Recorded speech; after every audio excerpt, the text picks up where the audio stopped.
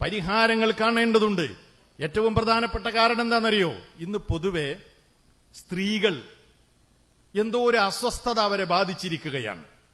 അതിന് പ്രധാനമായ കാരണം ഈ സോഷ്യൽ മീഡിയ, ഈ ഫേസ്ബുക്ക്, യൂട്യൂബ്, ഇൻസ്റ്റഗ്രാം, അതേപോലെ തന്നെ ടിക്ടോക്ക്, ഇതൊക്കെ കാണുന്ന സ്ത്രീകൾ, കാര്യമായ പണിയൊന്നുമില്ലാത്ത ചില സ്ത്രീകൾ ഇതിങ്ങനെ കാണുമ്പോ അവർക്കിങ്ങനെ തോന്നുകയാണ്, എന്ത്, ഇതിപ്പോ ഞാനിങ്ങനെ വീട്ടിലിരുന്നാൽ ശരിയാവില്ല, എനിക്കും എന്തെങ്കിലും ഒരു പരിപാടി വേണം.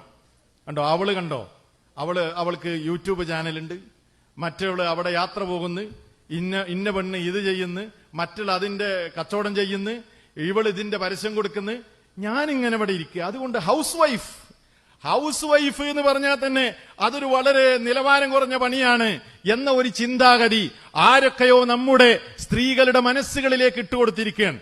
അതുകൊണ്ട് എന്താ പരിപാടി, ഹൗസ് വൈഫ് എന്ന് പറയാനൊരു കുറവാ. അപ്പൊ പലരും അത് പേര് മാറ്റിട്ട് വേറെന്തൊക്കെ ആക്കാനുള്ള പരിപാടിയിലാണ്. ഹോം മേക്കർ, അതേപോലെ തന്നെ വേറെ കുറെ പേരുകളൊക്കെ നൽകി അത് എന്തോ ഒരു അസ്വസ്ഥതയിലാണ് നമ്മുടെ സ്ത്രീകൾ ജീവിച്ചുകൊണ്ടിരിക്കുന്നത്. എന്നിട്ട് അതിന് കാരണം പറയുന്നത് എന്താണെന്നറിയോ?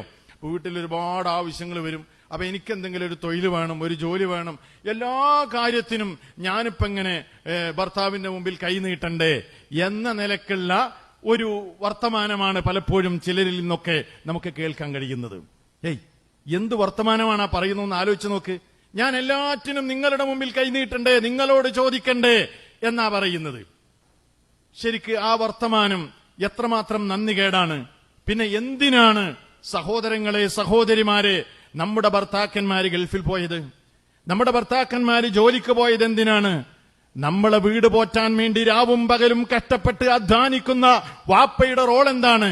വാപ്പ എന്തിനാണ് ത്യാഗം സഹിച്ചത്? ജീവിതത്തിന്റെ ഏറ്റവും പ്രധാനപ്പെട്ട യൗവനകാലം മണലാരണ്യത്തിൽ കഴിച്ചു തീർത്തത് എന്തിനു വേണ്ടിയാണ്? എന്തിനു വേണ്ടിയായിരുന്നു?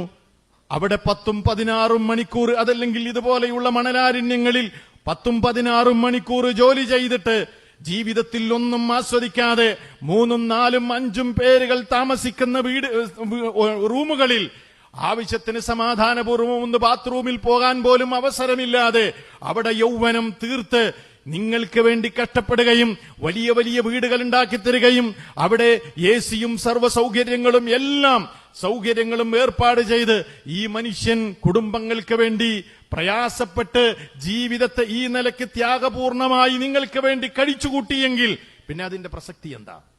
എന്താണ് നമ്മുടെ സമുദായം ആളുകൾ ചിന്തിക്കാതെ പോകുന്നത്? ഇല്ലേ, ഉപ്പമാര് അതല്ലെങ്കിൽ ഭർത്താക്കന്മാര് അവരുടെ വേദനകൾ ആരോടും പറയാറില്ല, അവരുടെ പ്രയാസങ്ങൾ ആരോടും പങ്കുവെക്കാറില്ല, അവര് പൊട്ടിക്കരയാറില്ല. നിങ്ങൾ ആരെങ്കിലും കണ്ടിട്ടുണ്ടോ? വാപ്പമാര് പൊട്ടിക്കരയുന്നത് ആരെങ്കിലും കണ്ടിട്ടുണ്ടോ? ഉപ്പ പൊട്ടിക്കരയുന്നത് കണ്ടിട്ടുണ്ടോ? സ്ത്രീകൾ അവരുടെ വിഷമം പറഞ്ഞ് പൊട്ടിക്കരയും.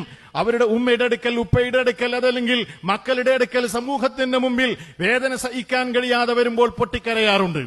പക്ഷേ പലപ്പോഴും രക്ഷിതാക്കൾ, ഉപ്പമാർ, ഭർത്താക്കന്മാർ അവർ ജീവിതത്തിൽ ഒരുപാട് പ്രതിസന്ധികൾ അനുഭവിക്കുന്നു കുടുംബം പോറ്റാൻ വേണ്ടി. പക്ഷേ ആരുടെ മുമ്പിലും പൊട്ടിക്കരയാറില്ല, വിങ്ങിക്കരയാറില്ല. പക്ഷേ ചില സന്ദർഭങ്ങളിൽ സങ്കടങ്ങളും പ്രയാസങ്ങളും അടക്കാനാകാതെ ഹൃദയം പൊട്ടി മരിക്കുന്ന കഥകൾ നമ്മൾ കേൾക്കാറുണ്ട്. അല്ലേ, അയാള് ഹൃദയം പൊട്ടി മരിച്ചു അത്രേ, സ്ട്രോക്ക് വന്നു അത്രേ, ഇപ്പോൾ മിണ്ടാട്ടമില്ല എന്നൊക്കെ നമ്മൾ കേൾക്കാറുണ്ട്. നോക്കൂ നിങ്ങൾ, അത്രയും സങ്കടങ്ങൾ ഒതുക്കിപ്പിടിച്ച് കുടുംബത്തിന് വേണ്ടി ഈ നിലക്ക് പ്രയാസപ്പെടുമ്പോൾ എന്നിട്ടും ഇന്ന് പുതിയ കാല ലോകത്ത് കുടുംബത്തിൽ ചില കുടുംബിനികൾ പറയുകയാണ്, എനിക്കെന്റെ സ്വന്തം കാലിൽ നിന്നെങ്കിലേ കാര്യങ്ങൾ ശരിയാവുകയുള്ളൂ, ഭർത്താവിനെ ആശ്രയിച്ച് ജീവിക്കുന്നത് എനിക്കത്ര താല്പര്യമില്ല, എനിക്കെന്റേതായ സാമ്പത്തിക സോഴ്സ് വേണമെന്ന് പറഞ്ഞത് എവിടെ നിന്നാണ്? പുതിയ കാല കുടുംബങ്ങൾക്ക് ഈ ആശയം കിട്ടിയത്.